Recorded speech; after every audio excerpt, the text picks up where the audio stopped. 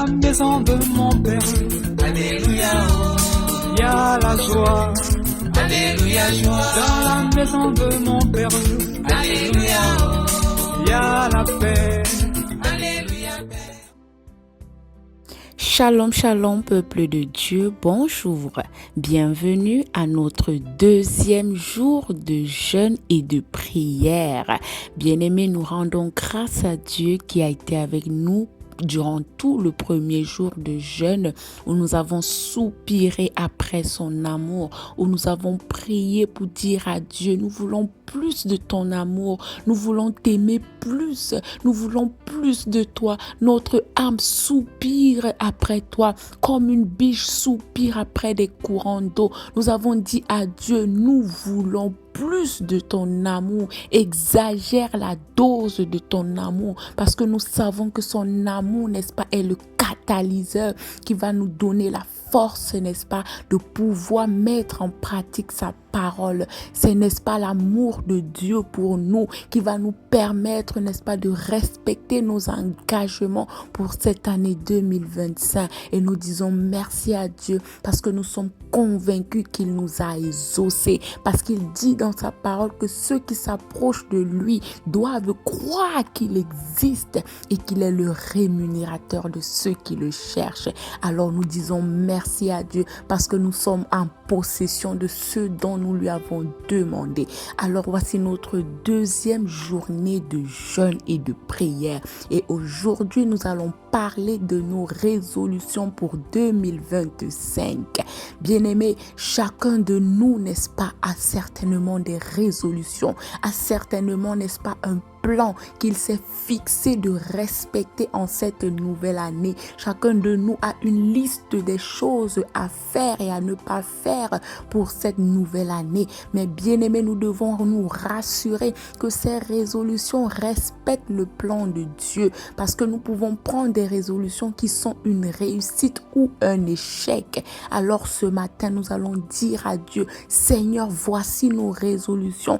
Est-ce que c'est ta volonté? Nous allons dire à Dieu, Seigneur, voici les décisions que nous avons prises pour cette nouvelle année. Est-ce que tu es d'accord? Parce qu'il dit dans Ésaïe chapitre 30 verset 1 que malheur aux enfants rebelles qui prennent des résolutions sans me consulter. La parole commence par malheur. Alors lorsque tu prends des résolutions sans consulter ton Père, ton Créateur, celui qui a décidé et qui a choisi de te faire exister, quand tu prends des résolutions sans lui, c'est le malheur qui va t'arriver. Alors nous ne sommes pas de ceux-là, n'est-ce pas, qui vont prendre des résolutions sans consulter Dieu. Bien-aimés, ce matin, nous devons savoir, n'est-ce pas, que la volonté de Dieu pour nous a toujours été qu'on réussisse, a toujours été qu'on prospère, a toujours été qu'on soit dans l'abondance, a toujours été qu'on soit, n'est-ce pas, dans le confort qui cadre avec ses desseins pour nous. Bien-aimés, quand il a créé Adam dans la ville d'Éden. La ville d'Éden était une ville des trésors, des richesses, de l'or, de l'argent, de tout ce qui était beau et luxueux. La ville d'Éden était une ville d'abondance, de richesse. Et oui, bien-aimés, aujourd'hui encore, lorsque Christ nous dit qu'il est venu pour que nous ayons la vie et que nous soyons dans l'abondance, cette abondance, n'est-ce pas, c'est la restauration de notre Éden. Cette abondance que Dieu, que Christ nous promet, c'est la restauration de cette ville d'Éden que nous avons perdue à cause du péché. C'est pourquoi, n'est-ce pas, il est important de fixer nos objectifs selon le plan de Dieu. Parce que lorsque nos objectifs sont fixés dans la volonté de Dieu, c'est une réussite assurée. Lorsque nous lisons, n'est-ce pas, Job, chapitre 22, verset 28, la Bible nous dit, à tes résolutions répondra le succès. Sur tes sentiers brillera la lumière. Oui, ce matin, bien-aimé, quelles sont tes résolutions? Quelles sont tes résolutions? Bien-aimé, les résolutions, c'est un ensemble de décisions que tu as prises après une profonde réflexion. Tu as pris des décisions, n'est-ce pas, et qui te déterminent à les respecter. Parce que tu sais que le résultat sera bon. Alors tu as pris des décisions qui triomphent sur tes envies, qui triomphent sur tes humeurs, qui bravent tes émotions, des décisions, des résolutions, n'est-ce pas, que tu es décidé à appliquer, que cela t'arrange ou te dérange, tu t'es déterminé à les mettre en pratique parce que tu sais que le résultat sera meilleur et bon. C'est ça les résolutions. Ce n'est pas une simple décision, mais c'est une décision qui triomphe sur tes émotions. C'est une décision qui triomphe sur tes humeurs. Oui, bien-aimé, tu as certainement des résolutions. Mais ce matin, tu dois te rassurer que tes résolutions respectent les desseins de Dieu, que tes résolutions respectent la volonté de Dieu. Tu dois te rassurer, bien-aimé, parce que la Bible nous dit qu'il y a dans le cœur de l'homme beaucoup de projets. Mais c'est le dessein de l'Éternel qui s'accomplit. Donc parmi toutes tes résolutions que tu as prises, sache que c'est le dessein de Dieu. C'est la résolution qui cadre avec la volonté de Dieu qui va être une réussite. Mais si tu as pris une résolution qui n'est pas en adéquation, qui n'est pas alignée à la volonté de Dieu, bien aimé, c'est un échec assuré. Proverbe chapitre 16, verset 3 nous dit « Recommande à l'Éternel tes œuvres et tes projets réussiront. Viens devant l'Éternel avec tes résolutions. Dis papa, voici ce que je compte faire. Qu'est-ce que tu en penses? Quand tu le feras, tes projets réussiront. Tes projets réussiront.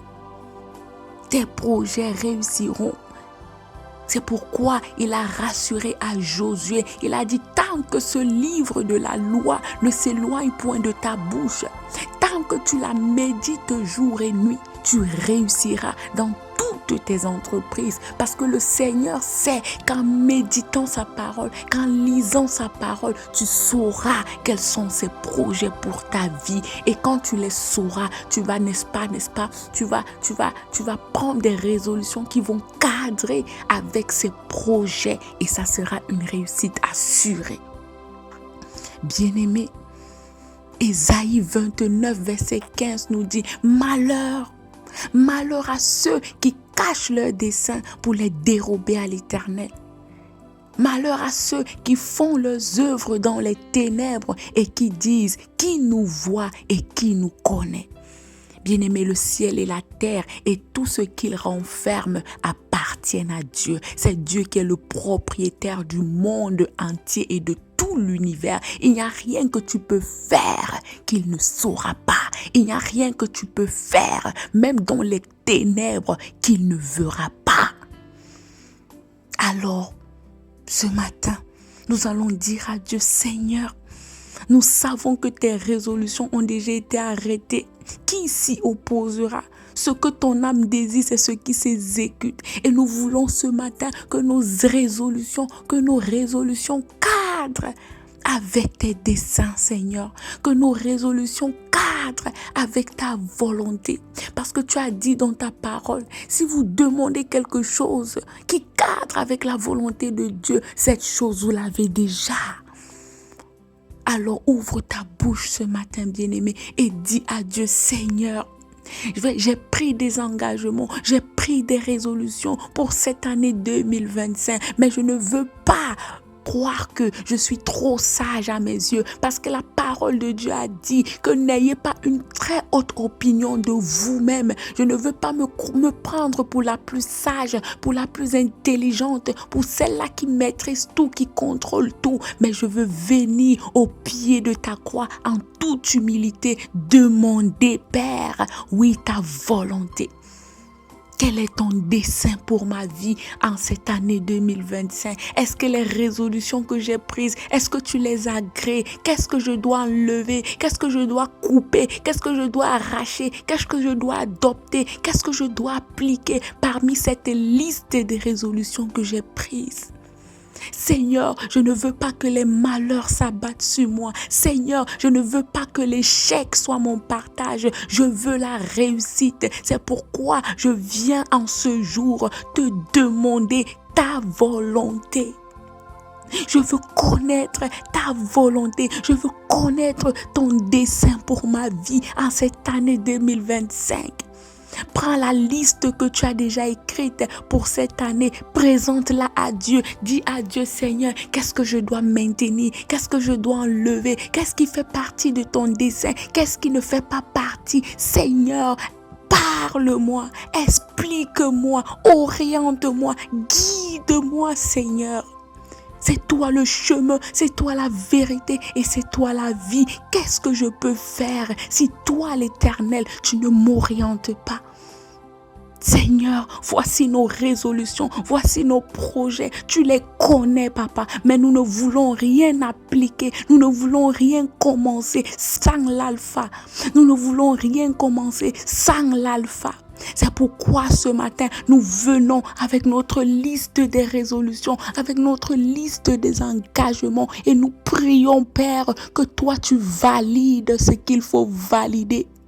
Que tu valides ce qu'il faut valider, que tu annules ce qu'il faut annuler. En toutes choses, nous allons respecter ta volonté parce que c'est dans ta volonté que la réussite est assurée.